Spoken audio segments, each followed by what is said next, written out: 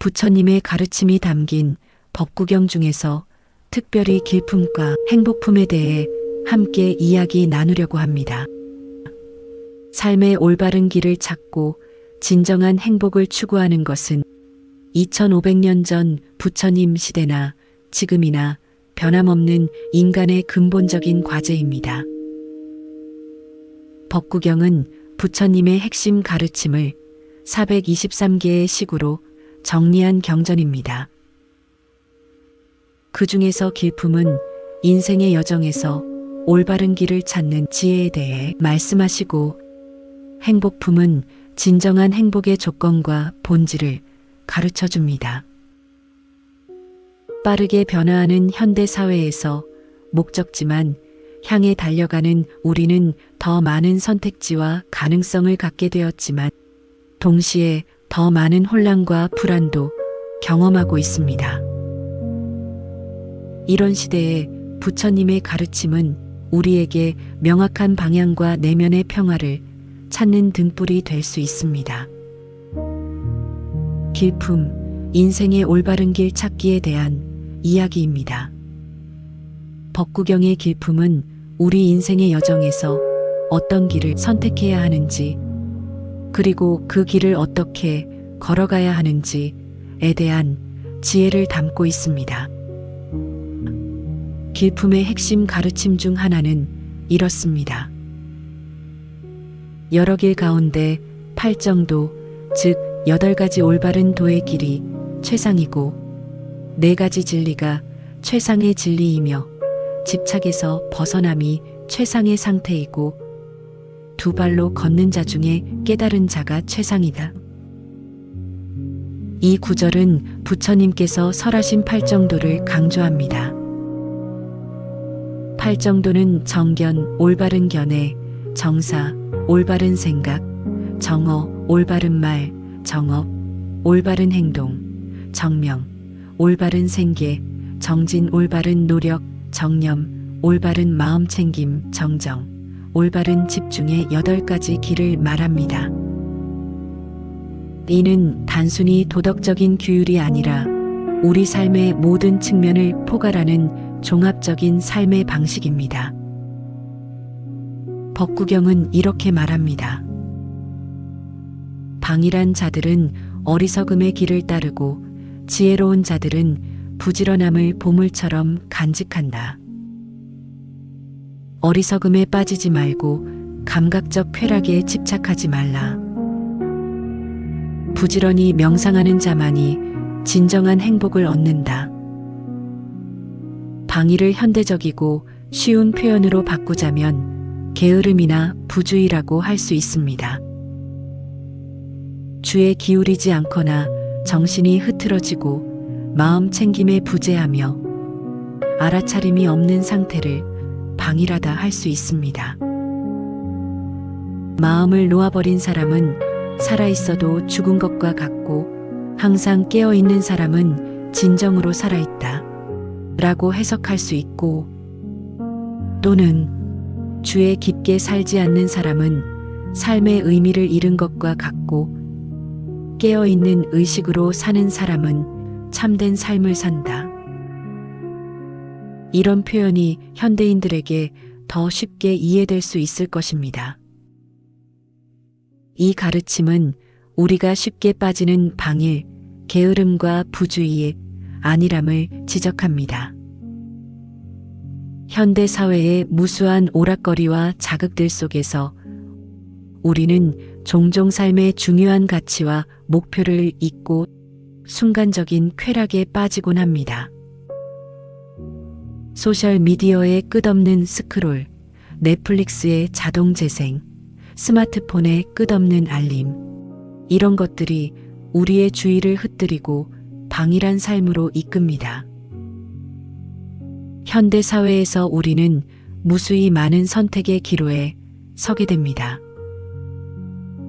어떤 직업을 가질 것인가, 누구와 관계를 맺을 것인가, 여가 시간을 어떻게 보낼 것인가, 돈을 어떻게 사용할 것인가, 이런 선택들이 모여 우리의 삶의 길을 형성합니다. 그러면 현대에 적용해야 하는 길품, 팔정도는 어떻게 실천할 수 있을까요? 간단한 예시를 들어보겠습니다. 정견, 올바른 견해, 정보의 홍수 속에서 진실과 거짓을 분별하는 능력을 기르는 것입니다. 가짜 뉴스와 확증 편향이 만연한 시대에 비판적 사고와 열린 마음으로 세상을 바라보는 것이 중요합니다. 자신의 신념과 다르더라도 타당한 의견을 수용할 수 있는 유연성을 키우는 것입니다. 정사, 올바른 생각, 부정적인 사고 패턴에서 벗어나 건설적이고 긍정적인 사고방식을 기르는 것입니다. 분노, 질투, 욕심과 같은 부정적 감정에 휩쓸리지 않고 자비, 감사, 선의와 같은 마음을 키우는 것입니다. 아침에 일어날 때 오늘 하루 감사한 것 3가지를 떠올리는 간단한 습관만으로도 정사를 실천할 수 있습니다. 정어, 올바른 말, 온라인이든 오프라인이든 우리의 말이 다른 이에게 미치는 영향을 인식하고 책임감 있게 소통하는 것입니다. 소셜미디어에 댓글을 달기 전에 이 말이 상대방에게 어떤 영향을 줄까? 라고 생각해보는 습관을 들이는 것이 좋습니다. 진실하되 필요하다면 침묵할 줄도 아는 지혜가 필요합니다. 정업, 올바른 행동, 일상의 모든 행동에서 윤리적 기준을 지키는 것입니다. 운전할 때 교통법규를 지키는 작은 행동에서부터 직장에서 동료를 존중하고 정직하게 일하는 것까지 포함됩니다. 특히 아무도 보지 않을 때도 원칙을 지키는 것이 중요합니다. 정명, 올바른 생계, 다른 존재에게 해를 끼치지 않는 방식으로 생계를 유지하는 것입니다. 현대사회에서는 자신이 일하는 회사나 조직의 윤리적 가치를 고려하고 소비자로서도 환경과 사회에 미치는 영향을 생각하며 소비하는 것을 의미합니다. 당신이 구매하는 제품이 어디서 어떻게 만들어지는지 관심을 가지는 것도 정명의 실천입니다. 정진, 올바른 노력, 부정적인 상태를 줄이고 긍정적인 상태를 키우기 위해 지속적으로 노력하는 것입니다. 예를 들어 스마트폰 사용 시간을 줄이고 대신 독서나 운동, 명상 같은 유익한 활동에 시간을 투자하는 것입니다. 작은 변화부터 시작해 꾸준히 실천하는 것이 중요합니다. 정념, 올바른 마음 챙김, 현재 순간에 온전히 집중하는 능력을 키우는 것입니다. 식사할 때는 음식의 맛과 질감에 집중하고, 대화할 때는 상대방의 말에 온전히 귀 기울이며, 걸을 때는 발의 감각과 주변 환경을 알아차리는 것입니다. 일상의 모든 순간이 마음 챙김의 기회가 될 수 있습니다. 정정, 올바른 집중, 깊은 집중 상태를 통해 마음의 평화와 통찰을 얻는 것입니다. 현대 사회의 끊임없는 자극과 방해 속에서 집중력은 점점 더 희소한 능력이 되고 있습니다. 정기적인 명상 수행이나 집중력을 요구하는 활동을 통해 이를 키울 수 있습니다. 하루에 10분이라도 호흡에 집중하는 명상을 실천해 보세요. 자신을 다스리는 것이 가장 어렵다. 자신을 정복한 사람은 진정한 승리자이다. 신들도, 악마들도, 천사들도 마라 유혹의 신도 정복할 수 없는 것이 바로 자신을 정복한 사람이다. 현대 사회는 외적인 성취와 물질적 성공을 강조하지만 부처님은 진정한 성공이 자신의 마음을 다스리는 데 있다고 가르칩니다. 이는 마음의 평화와 내면의 자유를 찾는 여정입니다. 내면의 여정을 시작하기 위한 실천 방법 중 하나로 매일 저녁 하루를 돌아보는 시간을 가져보세요. 오늘 어떤 선택을 했는지, 그 선택이 자신과 타인에게 어떤 영향을 미쳤는지, 무엇을 배웠는지 생각해 보는 것입니다. 이런 자기 성찰을 통해 우리는 점차 더 지혜롭고 자비로운 선택을 할 수 있게 됩니다. 행복품, 진정한 행복의 조건이 무엇인가에 대한 이야기입니다. 행복품은 진정한 행복이 무엇인지, 그리고 어떻게 그것을 얻을 수 있는지에 대한 부처님의 가르침을 담고 있습니다. 행복품의 중심 가르침은 다음과 같습니다. 증오 없이 사는 것이 행복이다. 생명 있는 것들 사이에서 증오 없이 사는 것이 행복이다. 이 간단한 구절은 행복의 근본 조건을 명확히 보여줍니다. 행복은 외부 조건이나 소유가 아니라 내면의 상태에서 비롯된다는 것입니다. 특히 증오, 분노, 적대감과 같은 부정적 감정에서 벗어날 때 진정한 행복을 경험할 수 있습니다. 현대 사회에서 우리는 종종 행복을 물질적 성공, 사회적 인정, 외모, 건강 등 외부 조건과 연결짓습니다. 더 좋은 집을 가지면 행복해질 거야. 승진하면 행복해질 거야. 체중을 줄이면 행복해질 거야. 이런 생각들이 우리의 행복을 항상 미래의 특정 조건에 종속시킵니다. 하지만 법구경은 다른 관점을 제시합니다. 건강이 최고의 이익이고 만족이 최고의 재산이며 신뢰가 최고의 친척이고 열반이 최고의 행복이다. 이 구절은 진정한 행복이 만족과 관련 있음을 가르쳐 줍니다. 더 많이 가지려는 욕망이 아니라 이미 가진 것에 만족할 때 우리는 행복을 경험합니다. 이는 현대의 소비주의 문화와는 정반대의 메시지입니다. 행복품의 가르침을 현대 생활에 적용할 수 있는 4가지 핵심 원칙으로 정리해 보겠습니다. 첫째, 증오와 분노에서 벗어나기. 법구경은 증오 없이 사는 것이 행복이라고 가르칩니다. 우리 내면의 분노, 원한, 적대감은 행복을 방해하는 가장 큰 장애물입니다. 용서의 명상을 시도해 보세요. 자신에게 상처를 준 사람을 떠올리고 당신이 행복하기를, 평화롭기를, 고통에서 벗어나기를 하고 진심으로 바라는 마음을 키웁니다. 처음에는 어색하고 어려울 수 있지만 꾸준히 실천하면 마음의 변화를 경험할 수 있습니다. 또 다른 방법은 분노가 일어날 때 즉각 반응하지 않고 잠시 멈추어 깊은 호흡을 하는 것입니다. 이 분노가 나를 행복하게 만드는가 하고 자문해 보면 대부분의 경우 그렇지 않다는 것을 깨닫게 됩니다. 둘째, 만족을 최고의 재산으로 여기기. 행복품은 만족이 최고의 재산이라고 가르칩니다.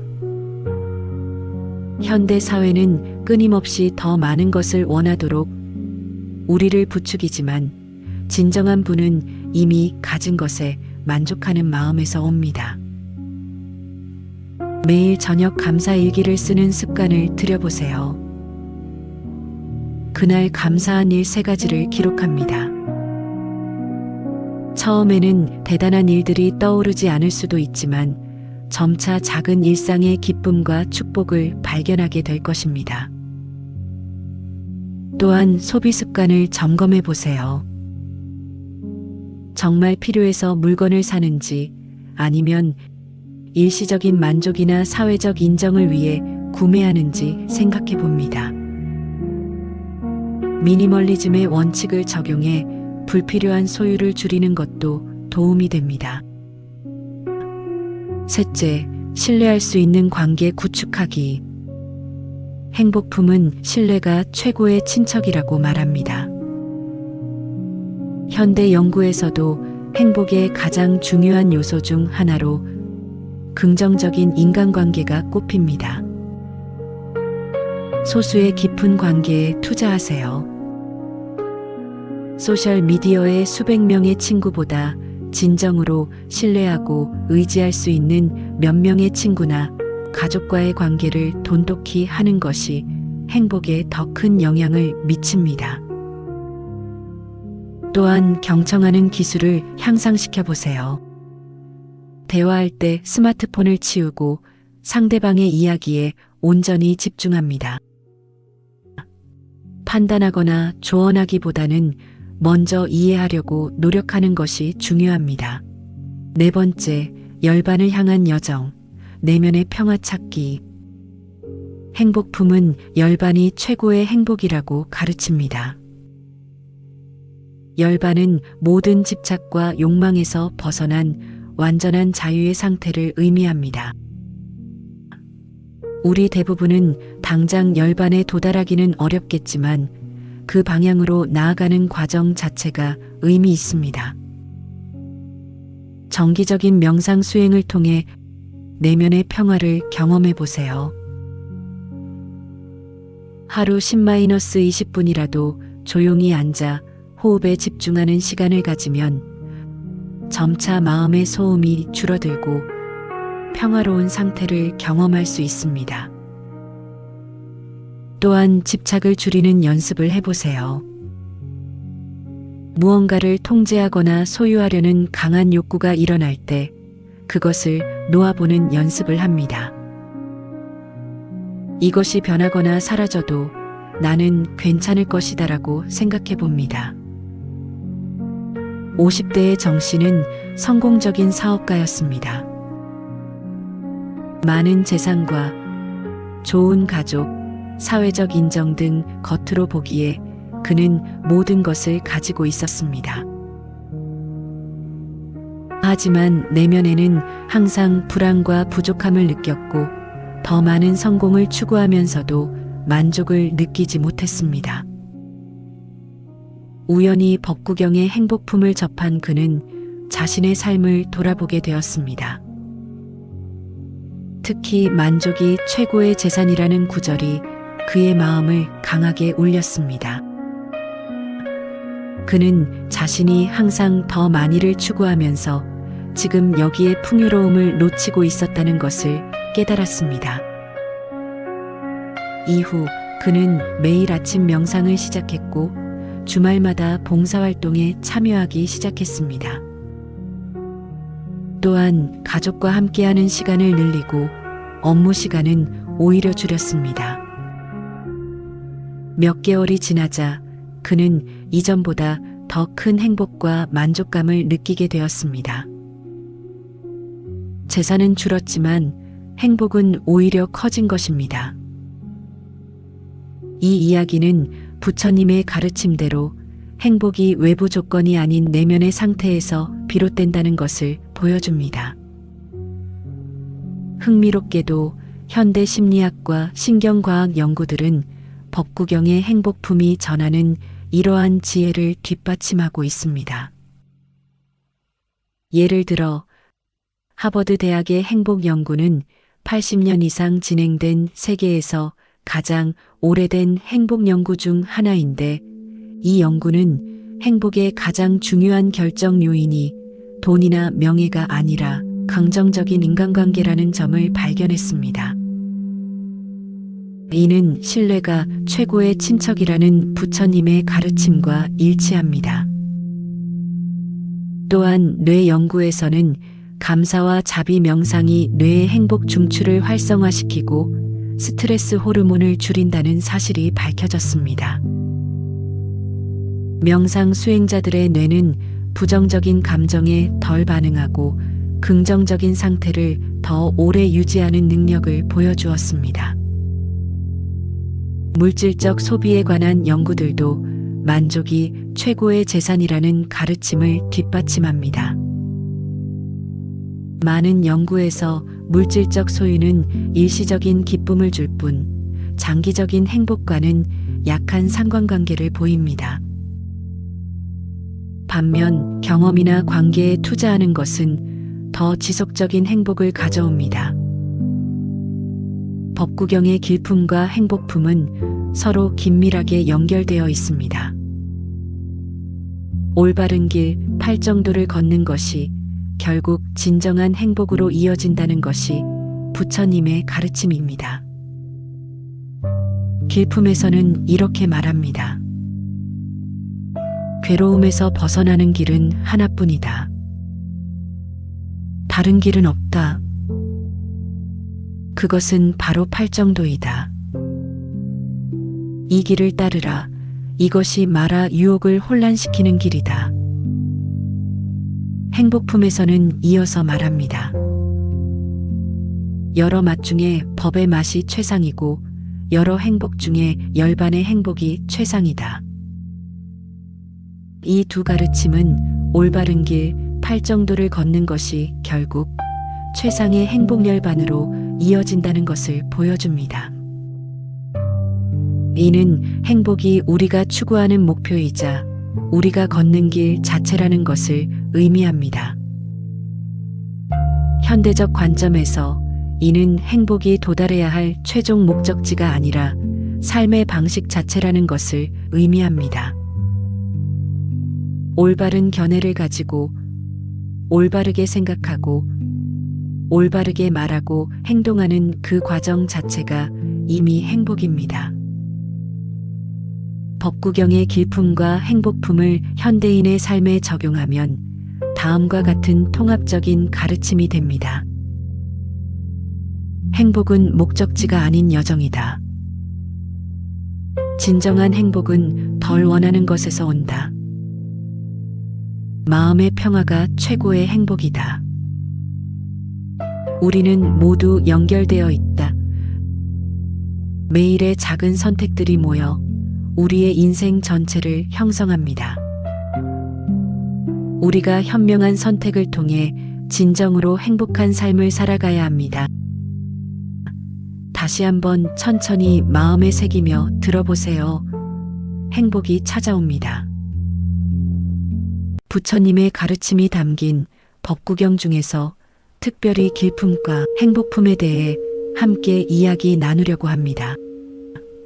삶의 올바른 길을 찾고 진정한 행복을 추구하는 것은 2500년 전 부처님 시대나 지금이나 변함없는 인간의 근본적인 과제입니다. 법구경은 부처님의 핵심 가르침을 423개의 식으로 정리한 경전입니다. 그 중에서 길품은 인생의 여정에서 올바른 길을 찾는 지혜에 대해 말씀하시고, 행복품은 진정한 행복의 조건과 본질을 가르쳐 줍니다. 빠르게 변화하는 현대 사회에서 목적지만 향해 달려가는 우리는 더 많은 선택지와 가능성을 갖게 되었지만 동시에 더 많은 혼란과 불안도 경험하고 있습니다. 이런 시대에 부처님의 가르침은 우리에게 명확한 방향과 내면의 평화를 찾는 등불이 될 수 있습니다. 길품, 인생의 올바른 길 찾기에 대한 이야기입니다. 법구경의 길품은 우리 인생의 여정에서 어떤 길을 선택해야 하는지, 그리고 그 길을 어떻게 걸어가야 하는지에 대한 지혜를 담고 있습니다. 길품의 핵심 가르침 중 하나는 이렇습니다. 여러 길 가운데 팔정도, 즉 8가지 올바른 도의 길이 최상이고 4가지 진리가 최상의 진리이며 집착에서 벗어남이 최상의 상태이고 2발로 걷는 자 중에 깨달은 자가 최상이다. 이 구절은 부처님께서 설하신 팔정도를 강조합니다. 팔정도는 정견, 올바른 견해, 정사, 올바른 생각, 정어, 올바른 말, 정업, 올바른 행동, 정명, 올바른 생계, 정진, 올바른 노력, 정념, 올바른 마음 챙김, 정정, 올바른 집중의 8가지 길을 말합니다. 이는 단순히 도덕적인 규율이 아니라 우리 삶의 모든 측면을 포괄하는 종합적인 삶의 방식입니다. 법구경은 이렇게 말합니다. 방일한 자들은 어리석음의 길을 따르고 지혜로운 자들은 부지런함을 보물처럼 간직한다. 어리석음에 빠지지 말고 감각적 쾌락에 집착하지 말라. 부지런히 명상하는 자만이 진정한 행복을 얻는다. 방일을 현대적이고 쉬운 표현으로 바꾸자면 게으름이나 부주의라고 할 수 있습니다. 주에 기울이지 않거나 정신이 흐트러지고 마음 챙김에 부재하며 알아차림이 없는 상태를 방일하다 할 수 있습니다. 마음을 놓아버린 사람은 살아있어도 죽은 것과 같고 항상 깨어있는 사람은 진정으로 살아있다 라고 해석할 수 있고, 또는 주에 깊게 살지 않는 사람은 삶의 의미를 잃은 것과 같고 깨어있는 의식으로 사는 사람은 참된 삶을 산다. 이런 표현이 현대인들에게 더 쉽게 이해될 수 있을 것입니다. 이 가르침은 우리가 쉽게 빠지는 방일, 게으름과 부주의의 안일함을 지적합니다. 현대 사회의 무수한 오락거리와 자극들 속에서 우리는 종종 삶의 중요한 가치와 목표를 잊고 순간적인 쾌락에 빠지곤 합니다. 소셜미디어의 끝없는 스크롤, 넷플릭스의 자동 재생, 스마트폰의 끝없는 알림, 이런 것들이 우리의 주의를 흩뜨리고 방일한 삶으로 이끕니다. 현대 사회에서 우리는 무수히 많은 선택의 기로에 서게 됩니다. 어떤 직업을 가질 것인가, 누구와 관계를 맺을 것인가, 여가 시간을 어떻게 보낼 것인가, 돈을 어떻게 사용할 것인가, 이런 선택들이 모여 우리의 삶의 길을 형성합니다. 그러면 현대에 적용해야 하는 길품, 팔정도는 어떻게 실천할 수 있을까요? 간단한 예시를 들어보겠습니다. 정견, 올바른 견해, 정보의 홍수 속에서 진실과 거짓을 분별하는 능력을 기르는 것입니다. 가짜 뉴스와 확증 편향이 만연한 시대에 비판적 사고와 열린 마음으로 세상을 바라보는 것이 중요합니다. 자신의 신념과 다르더라도 타당한 의견을 수용할 수 있는 유연성을 키우는 것입니다. 정사, 올바른 생각, 부정적인 사고 패턴에서 벗어나 건설적이고 긍정적인 사고방식을 기르는 것입니다. 분노, 질투, 욕심과 같은 부정적 감정에 휩쓸리지 않고 자비, 감사, 선의와 같은 마음을 키우는 것입니다. 아침에 일어날 때 오늘 하루 감사한 것 3가지를 떠올리는 간단한 습관만으로도 정사를 실천할 수 있습니다. 정어, 올바른 말, 온라인이든 오프라인이든 우리의 말이 다른 이에게 미치는 영향을 인식하고 책임감 있게 소통하는 것입니다. 소셜미디어에 댓글을 달기 전에 이 말이 상대방에게 어떤 영향을 줄까? 라고 생각해보는 습관을 들이는 것이 좋습니다. 진실하되 필요하다면 침묵할 줄도 아는 지혜가 필요합니다. 정업, 올바른 행동, 일상의 모든 행동에서 윤리적 기준을 지키는 것입니다.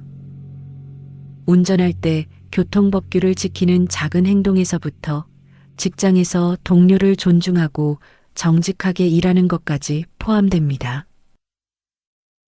특히 아무도 보지 않을 때도 원칙을 지키는 것이 중요합니다. 정명, 올바른 생계, 다른 존재에게 해를 끼치지 않는 방식으로 생계를 유지하는 것입니다. 현대사회에서는 자신이 일하는 회사나 조직의 윤리적 가치를 고려하고 소비자로서도 환경과 사회에 미치는 영향을 생각하며 소비하는 것을 의미합니다. 당신이 구매하는 제품이 어디서 어떻게 만들어지는지 관심을 가지는 것도 정명의 실천입니다. 정진, 올바른 노력, 부정적인 상태를 줄이고 긍정적인 상태를 키우기 위해 지속적으로 노력하는 것입니다. 예를 들어 스마트폰 사용 시간을 줄이고 대신 독서나 운동, 명상 같은 유익한 활동에 시간을 투자하는 것입니다. 작은 변화부터 시작해 꾸준히 실천하는 것이 중요합니다. 정념, 올바른 마음 챙김, 현재 순간에 온전히 집중하는 능력을 키우는 것입니다.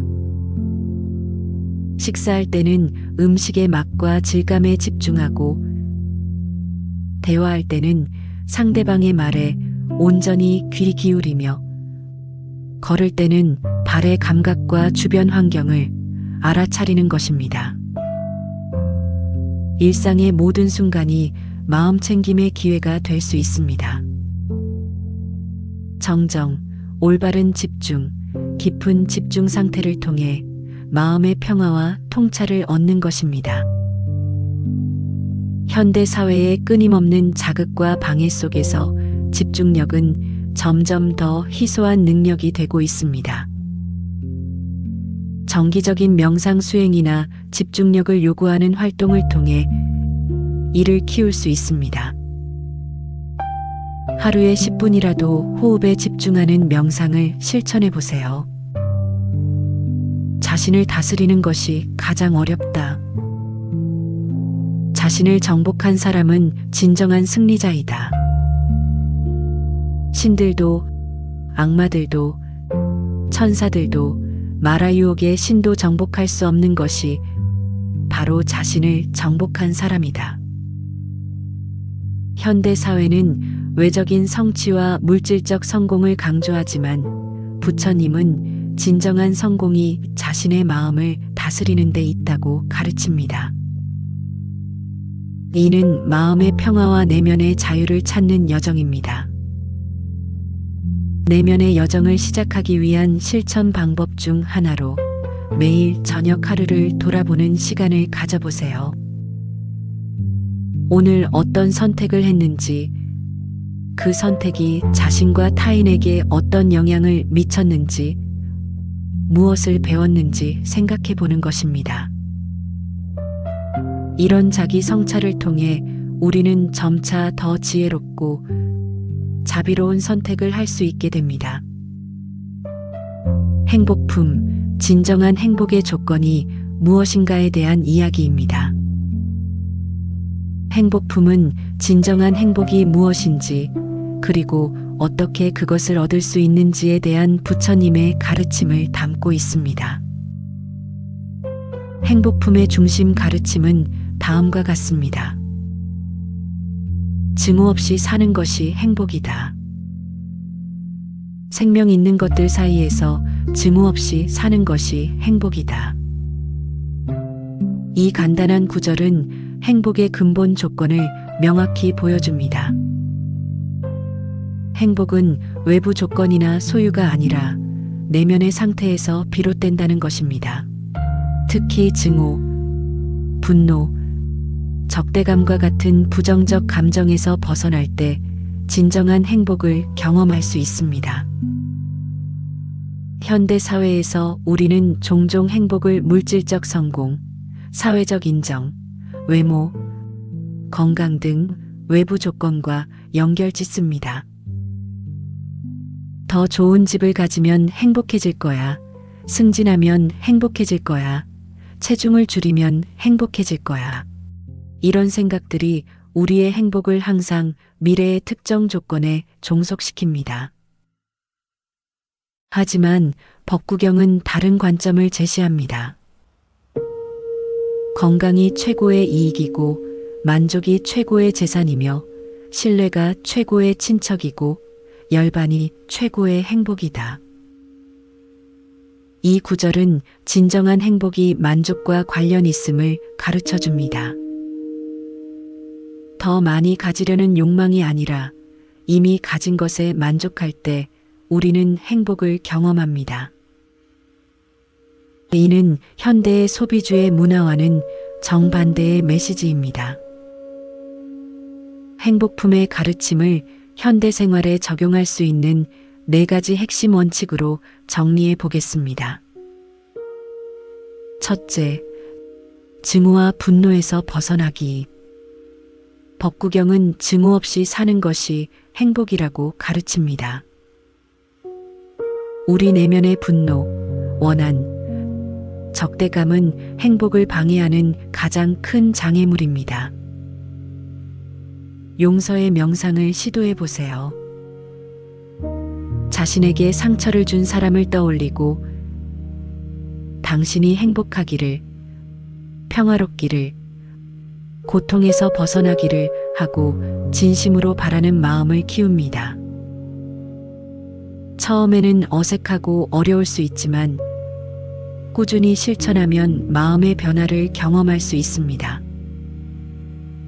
또 다른 방법은 분노가 일어날 때 즉각 반응하지 않고 잠시 멈추어 깊은 호흡을 하는 것입니다. 이 분노가 나를 행복하게 만드는가 하고 자문해 보면 대부분의 경우 그렇지 않다는 것을 깨닫게 됩니다. 둘째, 만족을 최고의 재산으로 여기기. 행복품은 만족이 최고의 재산이라고 가르칩니다. 현대 사회는 끊임없이 더 많은 것을 원하도록 우리를 부추기지만 진정한 부는 이미 가진 것에 만족하는 마음에서 옵니다. 매일 저녁 감사 일기를 쓰는 습관을 들여보세요. 그날 감사한 일 3가지를 기록합니다. 처음에는 대단한 일들이 떠오르지 않을 수도 있지만 점차 작은 일상의 기쁨과 축복을 발견하게 될 것입니다. 또한 소비 습관을 점검해 보세요. 정말 필요해서 물건을 사는지 아니면 일시적인 만족이나 사회적 인정을 위해 구매하는지 생각해 봅니다. 미니멀리즘의 원칙을 적용해 불필요한 소유를 줄이는 것도 도움이 됩니다. 셋째, 신뢰할 수 있는 관계 구축하기. 행복품은 신뢰가 최고의 친척이라고 말합니다. 현대 연구에서도 행복의 가장 중요한 요소 중 하나로 긍정적인 인간관계가 꼽힙니다. 소수의 깊은 관계에 투자하세요. 소셜미디어의 수백 명의 친구보다 진정으로 신뢰하고 의지할 수 있는 몇 명의 친구나 가족과의 관계를 돈독히 하는 것이 행복에 더 큰 영향을 미칩니다.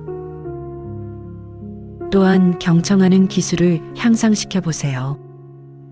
대화할 때 스마트폰을 치우고 상대방의 이야기에 온전히 집중합니다. 판단하거나 조언하기보다는 먼저 이해하려고 노력하는 것이 중요합니다. 4번째, 열반을 향한 여정, 내면의 평화 찾기. 행복품은 열반이 최고의 행복이라고 가르칩니다. 열반은 모든 집착과 욕망에서 벗어난 완전한 자유의 상태를 의미합니다. 우리 대부분은 당장 열반에 도달하기는 어렵겠지만 그 방향으로 나아가는 과정 자체가 의미 있습니다. 정기적인 명상 수행을 통해 내면의 평화를 경험해 보세요. 하루 10-20분이라도 조용히 앉아 호흡에 집중하는 시간을 가지면 점차 마음의 소음이 줄어들고 평화로운 상태를 경험할 수 있습니다. 또한 집착을 줄이는 연습을 해보세요. 무언가를 통제하거나 소유하려는 강한 욕구가 일어날 때 그것을 놓아보는 연습을 합니다. 이것이 변하거나 사라져도 나는 괜찮을 것이다라고 생각해 봅니다. 50대의 정 씨는 성공적인 사업가였습니다. 많은 재산과 좋은 가족, 사회적 인정 등 겉으로 보기에 그는 모든 것을 가지고 있었습니다. 하지만 내면에는 항상 불안과 부족함을 느꼈고 더 많은 성공을 추구하면서도 만족을 느끼지 못했습니다. 우연히 법구경의 행복품을 접한 그는 자신의 삶을 돌아보게 되었습니다. 특히 만족이 최고의 재산이라는 구절이 그의 마음을 강하게 울렸습니다. 그는 자신이 항상 더 많이를 추구하면서 지금 여기에 풍요로움을 놓치고 있었다는 것을 깨달았습니다. 이후 그는 매일 아침 명상을 시작했고 주말마다 봉사활동에 참여하기 시작했습니다. 또한 가족과 함께하는 시간을 늘리고 업무 시간은 오히려 줄였습니다.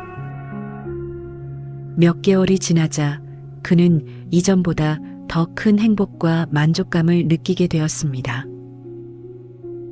재산은 줄었지만 행복은 오히려 커진 것입니다. 이 이야기는 부처님의 가르침대로 행복이 외부 조건이 아닌 내면의 상태에서 비롯된다는 것을 보여줍니다. 흥미롭게도 현대 심리학과 신경과학 연구들은 법구경의 행복품이 전하는 이러한 지혜를 뒷받침하고 있습니다. 예를 들어 하버드 대학의 행복 연구는 80년 이상 진행된 세계에서 가장 오래된 행복 연구 중 하나인데 이 연구는 행복의 가장 중요한 결정 요인이 돈이나 명예가 아니라 긍정적인 인간관계라는 점을 발견했습니다. 이는 신뢰가 최고의 친척이라는 부처님의 가르침과 일치합니다. 또한 뇌 연구에서는 감사와 자비 명상이 뇌의 행복 중추를 활성화시키고 스트레스 호르몬을 줄인다는 사실이 밝혀졌습니다. 명상 수행자들의 뇌는 부정적인 감정에 덜 반응하고 긍정적인 상태를 더 오래 유지하는 능력을 보여주었습니다. 물질적 소비에 관한 연구들도 만족이 최고의 재산이라는 가르침을 뒷받침합니다. 많은 연구에서 물질적 소유는 일시적인 기쁨을 줄 뿐 장기적인 행복과는 약한 상관관계를 보입니다. 반면 경험이나 관계에 투자하는 것은 더 지속적인 행복을 가져옵니다. 법구경의 길품과 행복품은 서로 긴밀하게 연결되어 있습니다. 올바른 길, 팔정도를 걷는 것이 결국 진정한 행복으로 이어진다는 것이 부처님의 가르침입니다. 길품에서는 이렇게 말합니다. 괴로움에서 벗어나는 길은 하나뿐이다. 다른 길은 없다. 그것은 바로 팔정도이다. 이 길을 따르라. 이것이 마라 유혹을 혼란시키는 길이다. 행복품에서는 이어서 말합니다. 여러 맛 중에 법의 맛이 최상이고 여러 행복 중에 열반의 행복이 최상이다. 이 두 가르침은 올바른 길, 팔정도를 걷는 것이 결국 최상의 행복 열반으로 이어진다는 것을 보여줍니다. 이는 행복이 우리가 추구하는 목표이자 우리가 걷는 길 자체라는 것을 의미합니다. 현대적 관점에서 이는 행복이 도달해야 할 최종 목적지가 아니라 삶의 방식 자체라는 것을 의미합니다. 올바른 견해를 가지고 올바르게 생각하고 올바르게 말하고 행동하는 그 과정 자체가 이미 행복입니다. 법구경의 길품과 행복품을 현대인의 삶에 적용하면 다음과 같은 통합적인 가르침이 됩니다. 행복은 목적지가 아닌 여정이다. 진정한 행복은 덜 원하는 것에서 온다. 마음의 평화가 최고의 행복이다. 우리는 모두 연결되어 있다. 매일의 작은 선택들이 모여 우리의 인생 전체를 형성합니다. 우리가 현명한 선택을 통해 진정으로 행복한 삶을 살아가야 합니다. 다시 한번 천천히 마음에 새기며 들어보세요. 행복이 찾아옵니다.